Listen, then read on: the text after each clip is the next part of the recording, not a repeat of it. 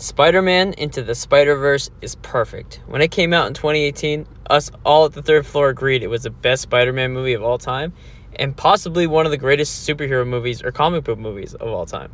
But we're not here to talk about that. We're here to talk about the new Spider-Man Across the Spiderverse, which just came out. And obviously, we got a lot to say. Now, Across the Spiderverse was everything we could have wanted from a sequel and more. The animation was 10 out of 10 a masterpiece. Honestly, the best looking film I've ever seen. The characters were so well developed from how originally great they already were, and I loved where we're taken in seeing these characters. As well as the storyline was so engaging. And specifically, we really liked how they questioned if superheroes, or Spider-Man specifically, needs trauma in order to be as great of a hero as he is. But before we go down the rabbit hole of how much we loved Across the Spider-Verse, there was one plot hole halfway through the movie that we gotta address, and us here at the third floor think that we found a solution to this problem. So spoiler alert, if you haven't seen it Across the Spider-Verse, go see it right now. Stop what you're doing, go to the theaters, it's absolutely worth the price of admission. Come back and watch this video, let us know what you think. And if you're okay with some mild spoilers, please stay tuned. And before we move any further, if you like the video, if you like our channel, we post superhero, all kinds of content, please like this video, subscribe, and comment. Let us know what you think. We really appreciate the engagement. So at the halfway point of the film, Miles, Gwen, and two other Spider-Men are in Mumbattan, which is an alternate universe with an Indian Spider-Man and an alternate version of Manhattan. They're following Spot, the villain of the film, when a catastrophe happens that involves putting people in danger, the local people of Mumbattan. Miles goes out of his way to save a specific civilian, which causes a canon event, or should I say the stopping of a canon event, which results in a black hole forming. At this point, the Spider Society steps in, led by Spider-Man 2099 Miguel O'Hara. They stop the black hole from expanding as it threatens to destroy the entire universe. Luckily, they're able to stop it. Back at Spider Society headquarters, Miguel confronts Miles, angry with him, explaining that he shouldn't have saved the civilian because it threatened to destroy the universe. It's then explained to Miles through exposition that certain canon events need to happen in order for the universe to remain intact and potentially not be destroyed.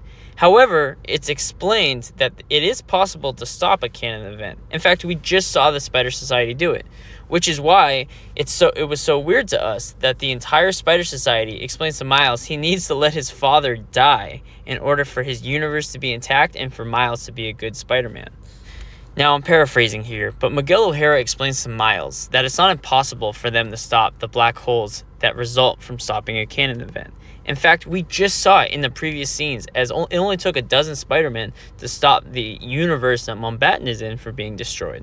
So it's not impossible to stop these black holes, it's just inconvenient, which is why it's so strange, because Spider-Man is all about the inconvenient. The entire idea of Spider-Man is saving the little guy, or doing the right thing, going out of your way, doing the inconvenient to help someone, save someone, do the right thing.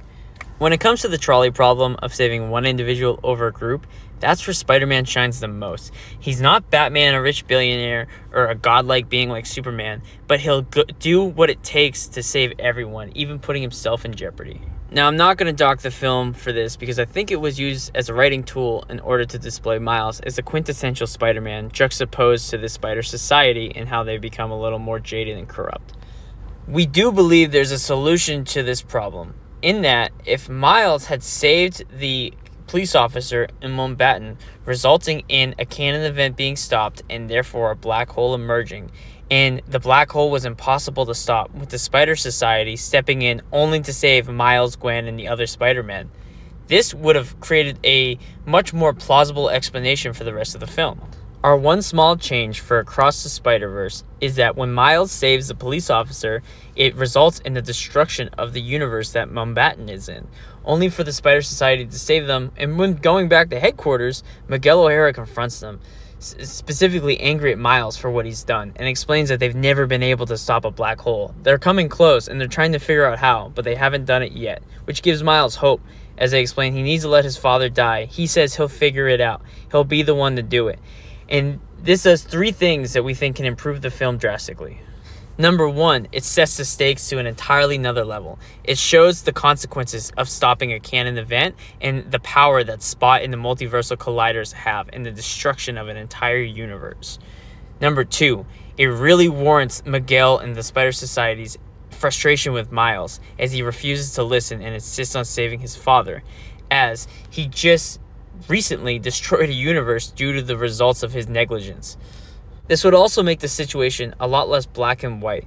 By having Miles destroy the Mumbattan universe at the halfway point of the film, it makes him seem almost as if he's at fault, and that the Spider Society are trying to stop him as if he's the bad guy, when all he's trying to do is save his family members. Similar to the situation with Wilson Fisk from the first film, Into the Spider-Verse. It would be a reverse parallel, bringing the entire trilogy full circle, as Miles is in the same situation as Wilson Fisk, putting his universe in jeopardy to save his family.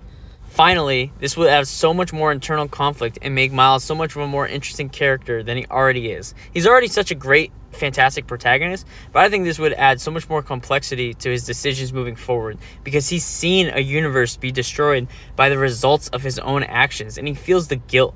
Even though he thought he was doing the right thing, saving that Indian police officer, it still resulted in the destruction of so much, and yet he's choosing to move forward and put everything at risk in order to save his family.